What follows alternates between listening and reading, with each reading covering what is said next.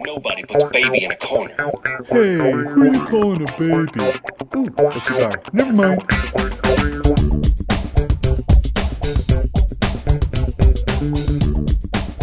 Well, good evening and welcome everybody to Smokey's Corner. I am Doug Goodman, also known as Pastor Smokey on ChristianCigarSmoker.com. If you were wondering where the name of the podcast came from, I'm Pastor Smokey. This is my corner. Pretty basic. I have heard nobody puts baby in a corner, but if you give me a cigar first, I'm more than happy to go to this corner. I'm perfectly fine with it, so no worries. And we always start, we want to make sure you guys know what we're smoking tonight. I have the Gilberto Oliva Reserva, and it's one of my favorite sticks, particularly to start an evening. You'll probably see me with this one pretty often. And I hope you guys have a good stick to sit and think. I think it's great to be contemplative with a cigar, and this particular podcast will definitely go in that direction, especially tonight's topic, which I've decided to title "A Million Monkeys in a Million Universes." I will explain that, I promise. It's kind of a cool topic, but before we jump into it, I wanted to share with you guys, since this is our first episode together, a little bit about what this podcast is, because we're also going to be doing a ChristianCigarSmoker.com podcast, and I'll be a part of that, but I will certainly not be the only one. We're going to have panel discussions. We've got some cool field trips underway. We've got some really cool interviews with some interesting guys from around the cigar world, from around the Christian world. It's just really interesting perspectives and people to talk to. So we're really excited about that, but that's not quite ready yet. And you guys are probably like me. We're in the middle of this COVID-19 crisis. We're into the stay-at-home quarantine, and we really want to provide you guys with some original content. So Christian Cigar Smoker, just recently we started our cigar reviews, our lounge reviews, and some really cool stuff coming too. We can't wait for the networking where you guys can find local groups near you, connect with other people. That's really the heartbeat of what we want to do at ChristianCigarSmoker.com. We're all about three things: faith, fellowship, and cigars. And so we're excited for where things are going, but we want to provide you a little more content here. And I had this idea, and I really kind of wanted to do this podcast. I'm excited for it. But I almost didn't do it. I was worried it would come off, I don't know, self-indulgent. I don't even know what phrase to use for it, but it's just more, I was worried. I guess I was being a little bit silly too, because I've been blessed as a pastor to be able to take a lot of time to dig in and study some important subjects, whether I'm preparing messages to give sermons. But one thing I don't get an opportunity to do is to share what I have been learning on a deeper level, and with some great resources in some of the deeper topics that maybe don't fit for a church's weekend service, right? The little things like God, the origin of the universe, how science and God come together, philosophy, just those little everyday things. And so while we're all about faith, fellowship, and cigars at Christian Cigar Smoker, if there's something else we're really about, it's a depth of knowledge and learning. And so this is a great opportunity. I'm excited for you guys to be able to kind of join me on the journey that I've been taking, and hopefully we can kind of learn together.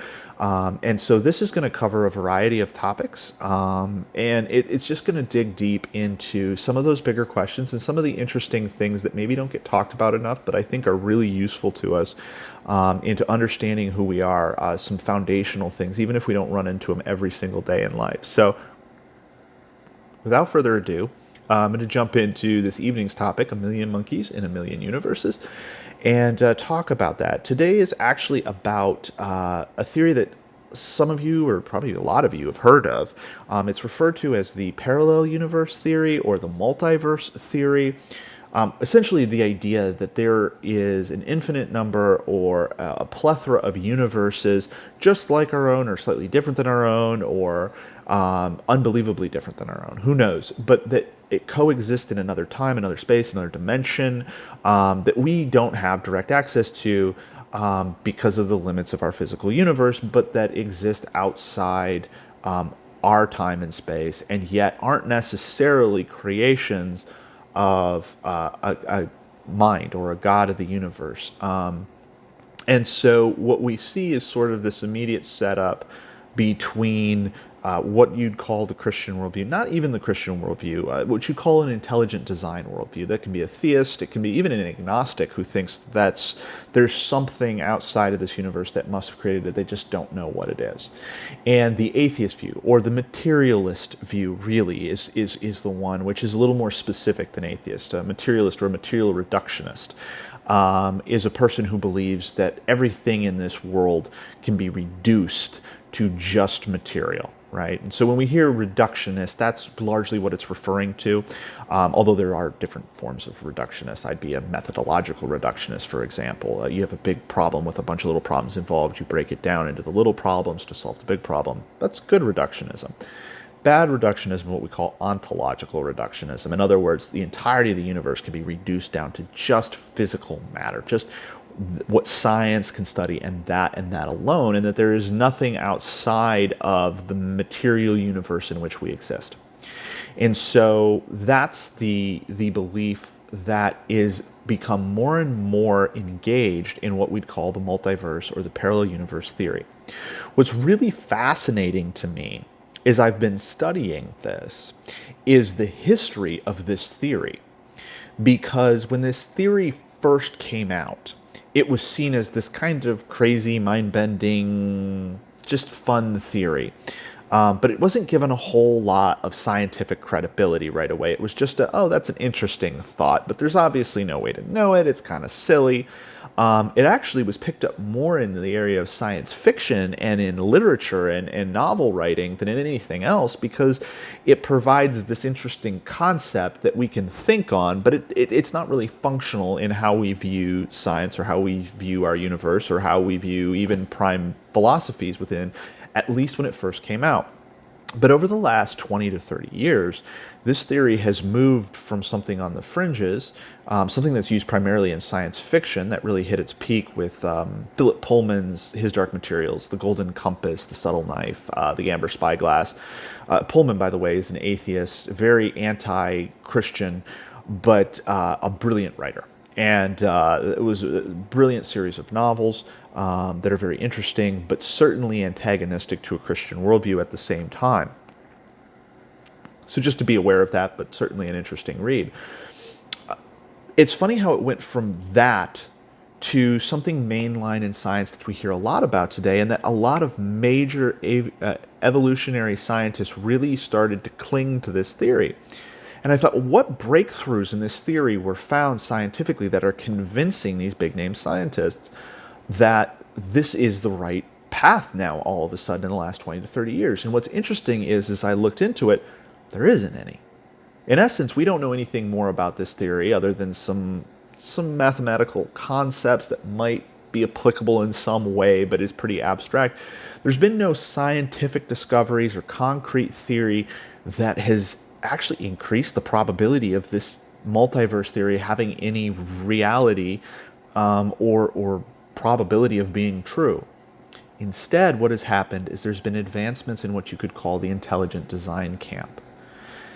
And those theories have driven the atheistic scientists to embrace this theory out of a defensive measure, but there's really no scientific reason to go there. It's funny because atheists oftentimes accuse Christians of believing in a God of the gaps, right? They only believe in God because he fills in the gaps where they don't know. What I think we're going to find as we dig into this subject today is that the multiverse theory has become the atheist God of the gaps. It really has. And their belief in it has been strengthened not because of evidence, but just because there's a spot they don't understand and they're afraid of and they need an explanation. So what's causing that? Well, it's coming from, and by the way, as we continue tonight, I'm not necessarily going to approach this from a purely Christian worldview. I will have a Christian worldview, but I'm not going to say the arguments are all the way to the point where it's confirming the Christian worldview. In other words, we're talking about an argument to show that there was an intelligence that designed our universe as opposed to random chance and evolutionary theory in time that simply caused it to come into being. Because, as a Christian, I believe that intelligence that designed the world is the God of the Bible, who sent his son Jesus to redeem our sins and who has revealed himself to us in his word in Scripture. But there's a lot of steps that go from there's an intelligence that designed this world to that intelligence is the God of the Bible. And we don't have, obviously, time to do that. And so we're going to be talking from, at best, a theistic, probably more talking from what we'd call an intelligent design perspective.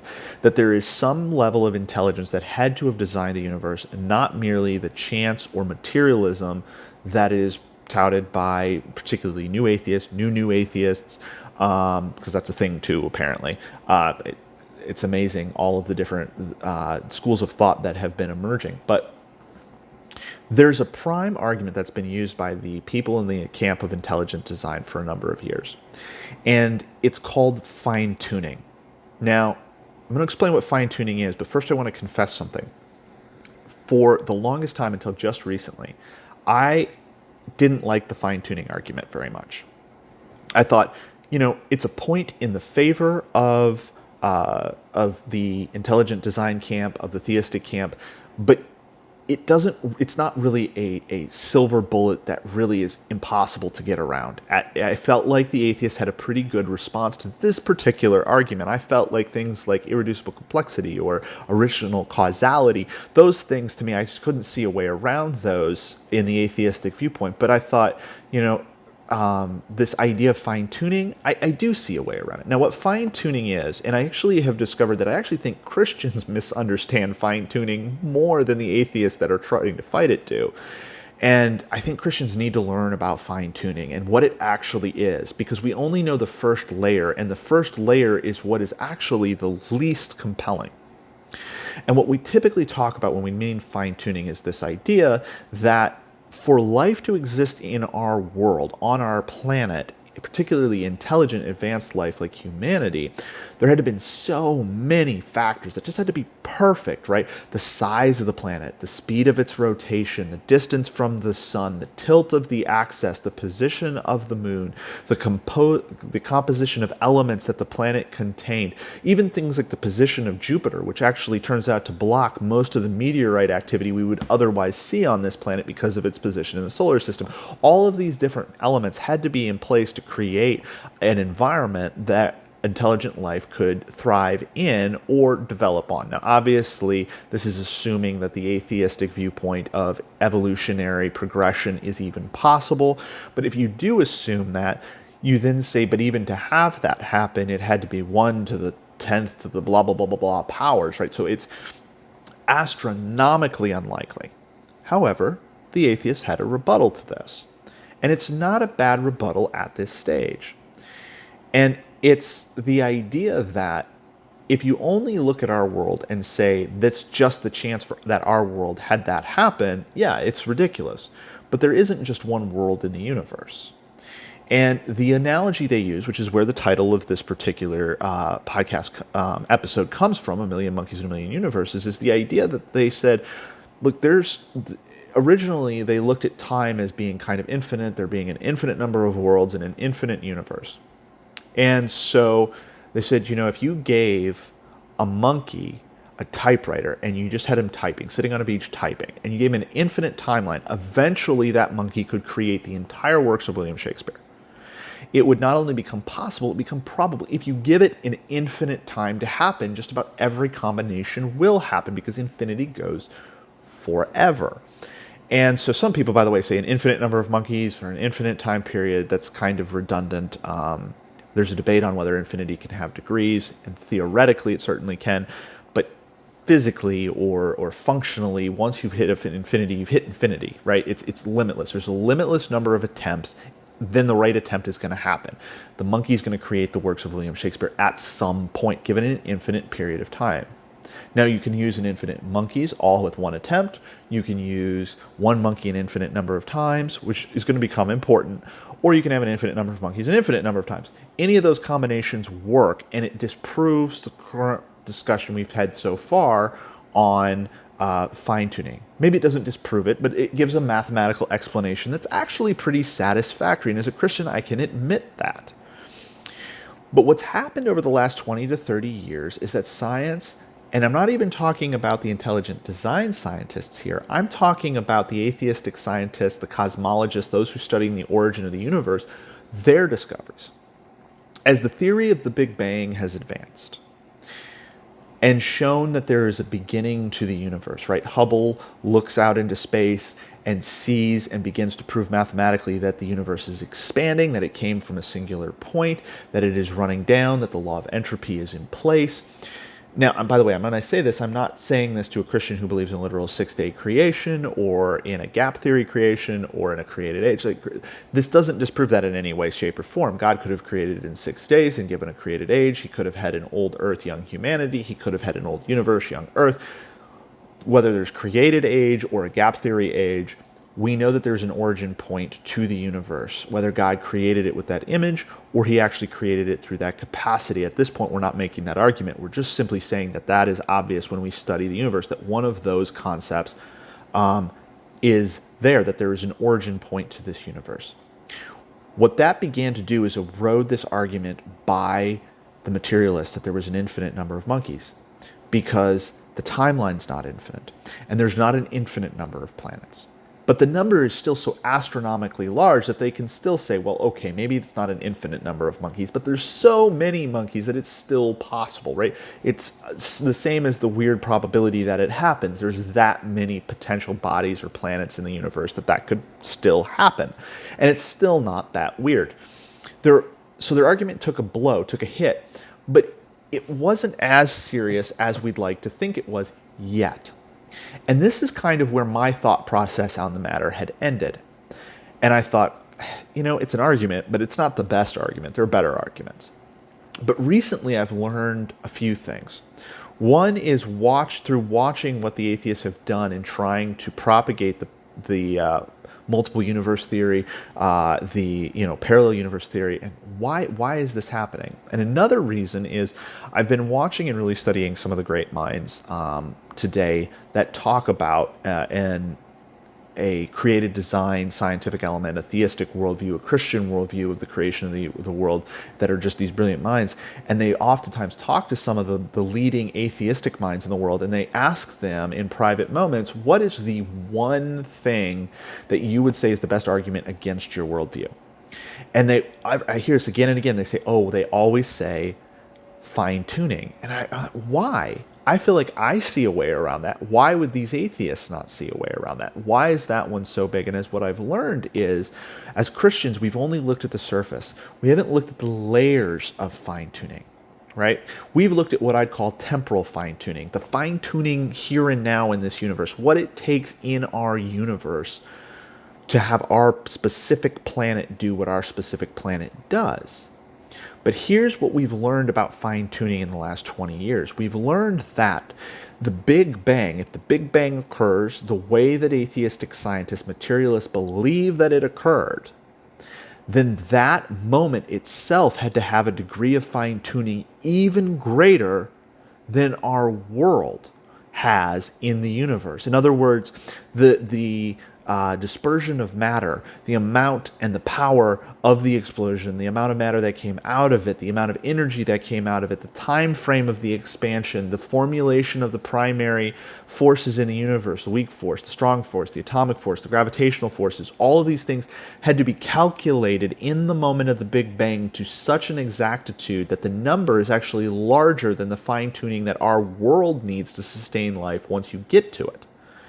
And actually, the number that I heard Stephen Meyer talk about, I don't think it was him that brought it up. It might have been Pinkerton, one of the guys, the big names, calculated this. And they said the conservative estimate is 1 to the 10th, or 1 times 10 to the 10th to the 10th to the 128th. In other words, it's a number so big you could fill half the universe with the zeros that would have to go behind it. Is the degree of fine-tuning required at the moment of the Big Bang for our universe to exist in the way that it exists? Now, here's the problem for atheists. The Big Bang has just assassinated all of their monkeys except one. Because you've taken away the infinite number of worlds, you've replaced it with a finite yet still a massive number of worlds, and they said, okay, we can weather that. But now you're saying there's an even greater degree of fine-tuning required at the Big Bang, but there was only one of those. So you've only got one monkey. And now instead of an infinite number of monkeys typing William Shakespeare, you've got one monkey with one attempt to type up the entire works of William Shakespeare. And it's a functional impossibility. The amount of faith required to believe that happens boggles the mind. It's way beyond anything that a Christian would believe. And so those atheists and those materialists that are beginning to discuss this are going, uh-oh, what do we do? How do we react to this? And essentially what they said is, we've got to get our monkeys back, right? We can't go into this battle with one monkey. Our whole argument falls apart. We need a lot of monkeys. And so here's what they've done. They've said, oh, okay, how do we get the monkeys back? Simple. The idea of recurring universes seem to disappear because all the math shows that it's not going to work, that the universe isn't cyclic, it doesn't come back together and reform and go out. Those theories time and again don't seem to hold water. So what they've done is they've said there's no real evidence that can totally disprove the multi-universe theory, because of course we can't see multiple universes. So even though there isn't any reason now more than there was 50 years ago to believe the multiverse theory holds any water, there's a necessity on their end that that's the only way they can get their monkeys back. Because if there's an infinite number of universes, now the problem begins to go away again, because it goes, well, we just happen to be in the one universe out of the infinite numbers. And yes, it seems improbable, but somebody has to be in that universe, and it happens to be us. And then we happen to be on the world in the infinite number of universes. And it gives them their infinite number of monkeys back. But there's two main problems with this line of thinking. One, it is literally a god of the gaps for them. There's no scientific evidence that shows that this is in any way probable at all. And so they're essentially just going to a god of the gaps, which is their big argument against Christianity half the time, which is a complete double standard. Or two, there's an even deeper scientific problem. And that is that for this to work, you have to have something that ties these multiple universes together. Right? So the idea of initial causality, what causes the Big Bang, right? That's one of the big problems for the materialist, the atheist. What was the original cause? And they say, okay, something outside of the universe, but that just moves the ball back. Well, then what that's outside of the universe? What caused that something that caused that something? You can move that back layer by layer. You still have the same problem. The same problem affects us when we look at the multiple universe theory, because it essentially says, okay, you needed something that's going to cause all of these different universes, but that something has to itself be fine-tuned. And again, you're back to one monkey. So no matter how many layers deep you go, you always end up with one monkey fine-tuning something on one attempt that is absolutely unimaginable. And so this has become the problem. And I think it's really revealing as we look at a materialist worldview versus a theistic, an intelligent design, or especially a Christian worldview. What we find is that the power in fine-tuning isn't in temporal fine-tuning, it's in cosmological fine-tuning, the origin fine-tuning of the universe that was required for our universe itself to exist, not necessarily for the planet to exist. And when Christians understand that, they begin to see why all of a sudden you get these materialists with these crazy views like multiple universe theories, and why that's so prevalent and why they cling so tightly to it. Because without it, they're faced with a single monkey writing all of William Shakespeare. But even when they do it, they're still eventually going to be faced with a monkey typing. And I think this is an amazing image that cuts through all of the noise and the fake intelligence and all of the clever theories and gets to the root of the problem.